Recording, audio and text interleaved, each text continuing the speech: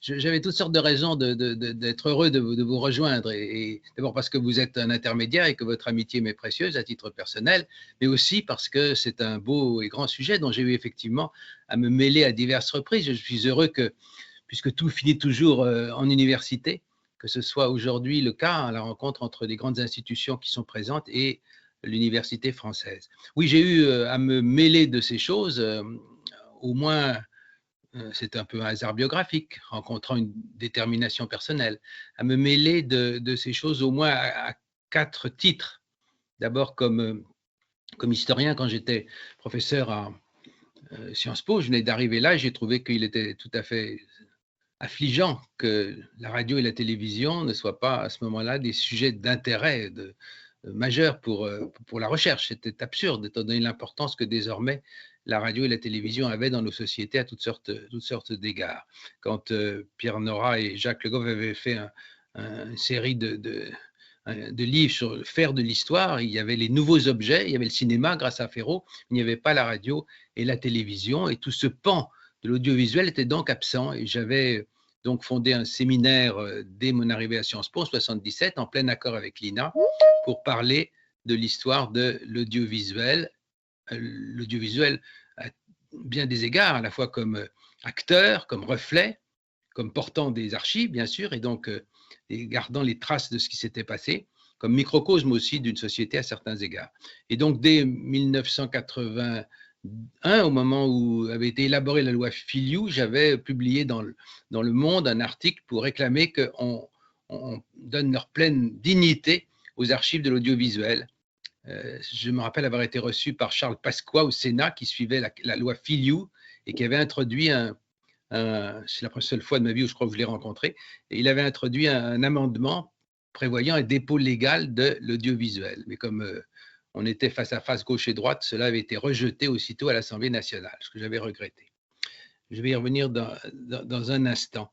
Je l'ai naturellement aussi eu à traiter comme responsable de la mission, vous l'avez bien voulu l'évoquer. Je dirais que à peine j'ai été nommé en mai 1988 dans cette responsabilité, après la disparition des deux présidents, que je me suis dit que puisque j'étais historien là, eh bien, il convenait que je me préoccupe dès le début de ce que serait la trace de ce que nous faisions, en sachant que c'est comme un galet qu'on jette sur une rivière, tout rebondit toujours. Il fallait donc que nous occupions de ce qu'avaient été les deux autres célébrations antérieures, naturellement, mais aussi que nous persuadions que ce que nous faisions méritait d'être bien archivé, bien conservé, parce que ce serait, au-delà même de la fête, un témoignage sur un certain équilibre de la société française en cette année de 1989. Et donc, de fait, j'ai prévenu, dès mon arrivée, l'ensemble de l'équipe. Une partie était avant, une autre, je l'avais complété par d'autres collaborateurs, qu'ils auraient, à la fin de la mission, à être responsables du bon état de leurs archives, et que je comptais qu'elles soient livrées, données aux archives nationales, parce que c'était un devoir presque aussi important que leur action même. D'autre part, j'ai pensé qu'il fallait faire des archives volontaires, et dans l'ordre de l'audiovisuel, c'est vrai, qui me passionnait pour les raisons que je vous ai dites, et c'est pourquoi j'ai approché presque au début Serge Moati pour lui demander de se faire avec sa caméra le reflet de ce qui pourrait se passer. On ne pourrait pas refléter tout, loin de là, mais que de façon très extensive, il soit présent discrètement et efficacement avec sa compétence dans beaucoup d'aspects de cette commémoration pour pouvoir en garder trace. Serge Moati, je le connaissais un peu puisqu'il avait été directeur général de France 3 quand j'étais président de Radio France. Il était à l'étage au-dessus. On entendait parfois les échos qui descendaient l'escalier de ses relations un peu compliquées avec son président, mais ce n'est pas mon sujet. En tout cas, nous avions fait quelque chose comme l'esquisse d'une amitié, pas une amitié très proche, mais j'avais beaucoup de considération pour ce qu'il était. Je connaissais son histoire, le rôle qu'il avait joué en particulier au début du septennat, le premier septennat de Mitterrand dans la cérémonie du Panthéon, et aussi comme conseiller pour les duels télévisés des campagnes électorales. Donc, je l'ai approché et je lui ai proposé de faire un contrat avec lui sur notre argent et qu'il puisse être par conséquent, voué à garder cette trace. Et ces rushs, ces centaines d'heures de rushs que vous avez maintenant au cœur de votre curiosité, je crois de votre intérêt, sont le fruit de cette décision. Et effectivement, tout au long de ces 18 mois, très souvent, il était là, un peu comme avait fait Depardon depuis le début des années 70. C'était avec son film sur Giscard ou avec son film sur les débuts du Matin de Paris. C'est-à-dire que la souplesse de sa façon d'enregistrer, sa compétence, son œil, son regard lui permettaient de se faire assez facilement oublier. Il a été présent dans toutes sortes de moments importants, nous pourrons y revenir, du bicentenaire à ce moment-là. Des voyages que j'ai pu faire à l'étranger, le moment, je me rappelle, nous avons présenté le projet de Goude au président Mitterrand à l'Élysée, etc., etc. Donc, il était à mes yeux essentiel que ces archives existent, elles l'ont été. Je n'ai pas vu, je dois dire, ces 100 heures ou 120 heures, mais le but était aussi d'en tirer à court terme, ce qui a été fait, une émission ou 2 émissions qui soient présentées au public, mais qui serait évidemment qu'un tout petit résumé de ce qui serait gardé là. C'était vraiment des archives volontaires que j'ai voulu constituer et qui, je crois, ont été au cœur de, Agnès Magnin pour en témoigner, au cœur de l'inventaire qu'elle a pu faire si efficacement des archives que nous avons données. Ces archives, donc, audiovisuelles ont été fondamentales et j'ai eu le souci, évidemment, comme vous le disiez après coup, de vérifier qu'elles étaient conservées en bon état et de bonne façon, en dépit des nécessités de la migration, comme on dit, de l'évolution des techniques, et donc vérifier que rien n'était perdu en chemin. J'ai versé aux archives nationales, qui étaient naturelles, ces archives volontaires de ces images de Moatti. Et en même temps, quand je suis arrivé à la Bibliothèque nationale de France, je ne sais pas si Dominique Théron nous a rejoints, j'ai été soucieux pour assurer plus de garanties encore de préservation, et puis par sorte de patriotisme nouveau qui était devenu le mien de bibliothécaire, j'ai souhaité que ces archives soient également en double au département de l'audiovisuel. Pour la petite histoire, c'est la seule moment de ma vie où j'ai eu un tout petit peu de difficulté dans mon contact avec Martine de Boisdeffre, qui avait chacun à son patriotisme d'entreprise, qui souhaitait au fond garder l'essentiel de ses archives.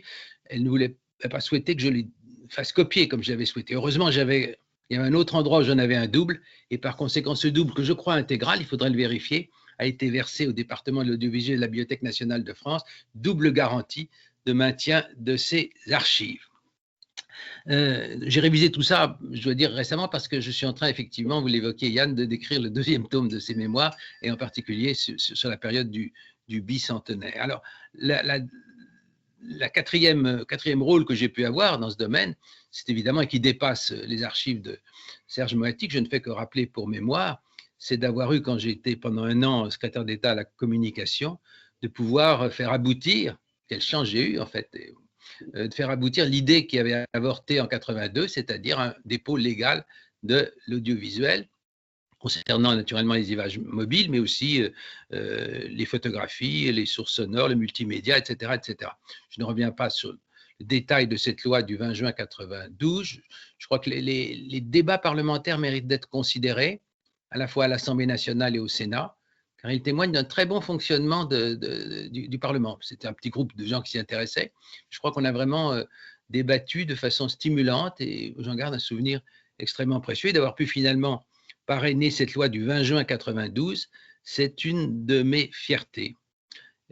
Voilà à peu près ce que je souhaitais vous dire sur la manière dont je peux vous parler, d'où je parle, comme on disait en 68, à propos de cette affaire. J'ajouterai un dernier point, c'est qu'évidemment, pour revenir à la question de la migration, j'ai été très soucieux quand j'étais à la Bibliothèque nationale de France, ça concernait ces archives et beaucoup d'autres, de pouvoir en liaison éventuelle avec notre cher Institut national de l'audiovisuel, qui était le réceptacle de l'archivage de la radio et de la télévision, de pouvoir vérifier qu'étaient en place tous les moyens de perpétuer ces archives et d'éviter qu'elles s'affadissent ou s'abîment ou se dégradent.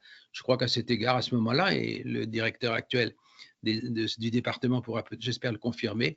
Les choses ont été faites qui devaient être faites et c'est pourquoi beaucoup de chercheurs peuvent y travailler. Un dernier mot qui dépasse la question des archives audiovisuelles. C'est vrai que d'entrée de jeu, notamment pour cet aspect des choses, mais pas seulement, je me suis dit qu'il fallait que ces archives soient préservées de bonne façon. Et j'ai sur l'enveloppe, qui était une enveloppe fixe qu'on m'avait donnée, que je n'ai pas dépassée, j'ai mis de côté comme un écureuil des noisettes, de côté un peu d'argent pour pouvoir être sûr qu'on puisse archiver et archiver très vite. Et je suis allé voir Jean Favier, qui était directeur des archives, pour lui proposer de les lui remettre, et non seulement de les lui remettre, mais de lui donner l'argent nécessaire pour pouvoir faire très vite un inventaire.